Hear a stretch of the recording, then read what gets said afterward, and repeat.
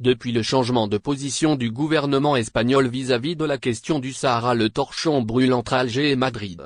Les deux pays rentrent dans une spirale de crise diplomatique. En effet, l'Algérie a rappelé son ambassadeur à Madrid et a également décidé d'autres sanctions. Interrogé sur la situation, Abdelmadjid Tebboune a qualifié le changement de position espagnol d'éthiquement. Ainsi, José Manuel Albar a réagi, ce lundi 25 avril, aux propos tenus par Abdelmadjid Tebboune. Des propos qu'il a qualifiés d'une polémique stérile.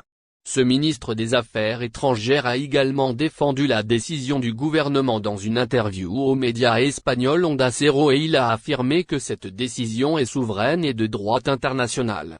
Le ministre espagnol des Affaires étrangères a également affirmé qu'il y a toujours un dialogue avec le gouvernement algérien et a souligné le côté positif des déclarations d'Abdelmadjid Tebboune sur l'approvisionnement de l'Espagne en gaz. La garantie totale de l'approvisionnement de l'Espagne en gaz algérien et le respect scrupuleux des contrats internationaux que les entreprises ont, a été perçu comme un signe positif, selon José Manuel Albar.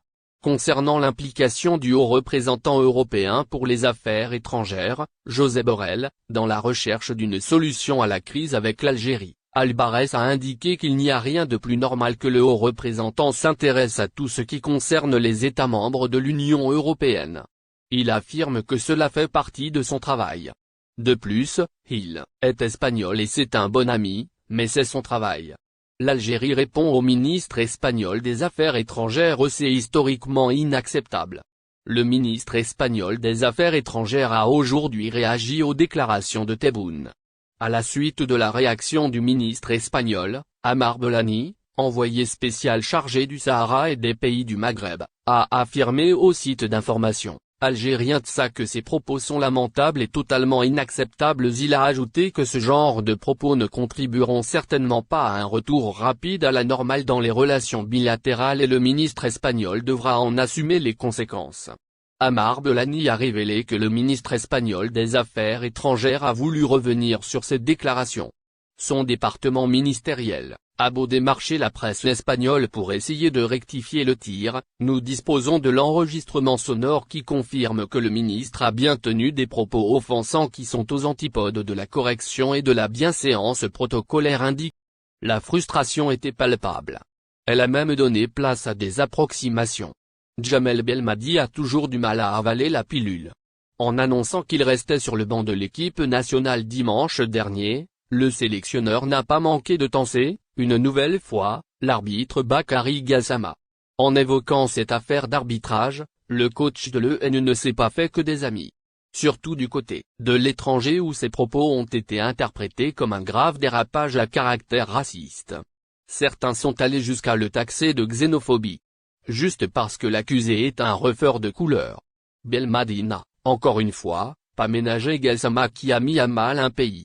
Le premier responsable de la barre technique de l'EN n'a pas trop aimé que le directeur du jeu reste toujours impuni pour sa prestation qui était l'un des facteurs, pas l'unique, de la non-qualification en Coupe du Monde 2022. La nuance n'a pas suffi. Je n'ai pas aimé le voir confortablement assis dans les salons à boire un café et un millefeuille. Je n'ai pas aimé ça et je le lui ai dit.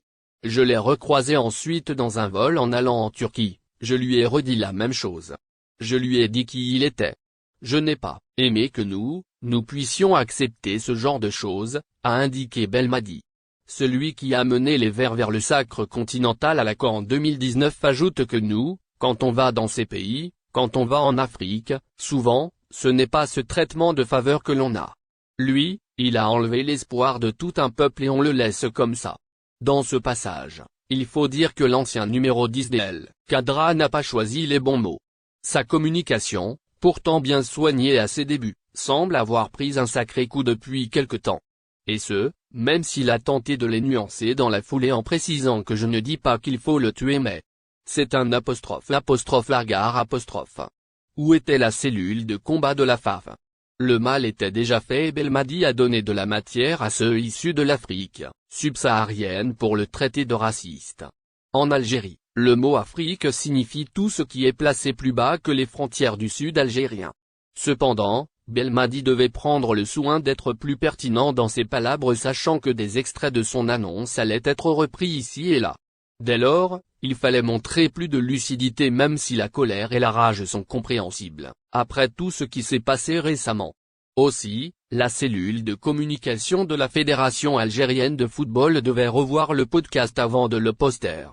Ainsi, le chargé de com aurait au moins pu interpeller Belmadi et lui dire qu'il a peut-être été un peu loin dans sa charge à l'encontre de Gassama. Cette séquence aurait tout bonnement pu être effacée afin d'éviter qu'elle serve de pièce à conviction contre le coach. Il faut savoir que la Confédération africaine de football pourrait sanctionner l'entraîneur des guerriers du désert pour ses propos sur l'arbitrage.